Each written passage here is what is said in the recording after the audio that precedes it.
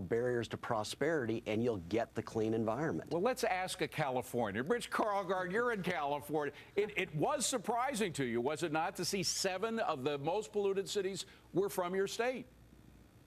Well, John makes a point. In the Central Valley of California, where most of the top ones are, is desperately poor right now, a lot because regulations have wrecked the agricultural industry, at least hurt it. But I will say this, when I came out to California in the 70s, the whole entire LA basin smelled like the tailpipe of your car, and it is significantly better, and it didn't happen by accident. But, Mike, there's something in economics called the law of diminishing returns. At first, I think Rich is right. In the 70s and 80s, you needed pollution controls, but eventually these government agencies become so big they feed on themselves. They only exist to employ the bureaucrats. Absolutely. I mean, you look at something like the paint care program in California, David, that makes sense, right? Paint manufacturers recycle the consumer's paint so it doesn't get dumped. Great.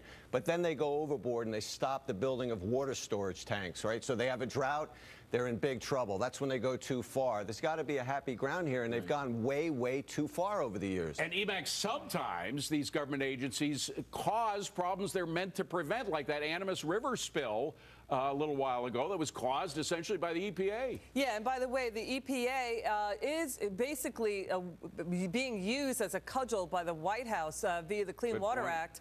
Unelected bureaucrats really slamming, the little guy across the country at a time when the EPA, watch this, spent $160 million in waste, including $144 million in bonuses and trophies that they gave themselves since 2007. And Sabrina, the overall cost of the EPA, by the way, has been put together. Yeah. EPA regs cost in 2015 are expected to cost $386 billion. That's a huge chunk of our economy. It is, and I think, David, the devil is in the details, because of course we all want a clean environment, but we have to ask ourselves at what cost. And I think when you look at some of the regulations that California has passed, and these stories are always about my home state. Why is that? But when you look at some of the regulations, a few years ago they passed this gas vapor emissions bill. It had a tiny impact on the environment, but it had a huge impact on all these small gas stations, these family-owned businesses. So we have to ask ourselves at what cost, and is it actually going to have an impact, or the desired impact? So, Bill, are these regs worth it? They cost almost $400 billion a year. Are they worth it?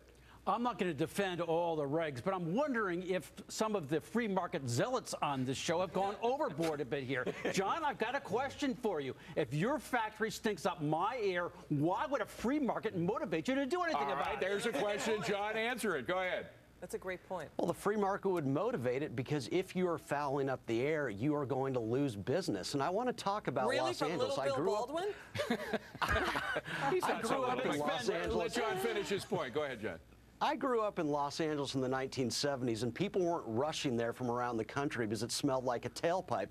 But let's point out they came out there because it was prosperous. And what did we get from that? We have all sorts of Sierra clubs and junior leagues in Los Angeles fixing it. They don't have them in poor places like Bangladesh. It was the development. It was the development, as John is saying, of Los Angeles that ironically was part of the reason it got cleaned up. But now these bureaucracies have remained, and they're just useless.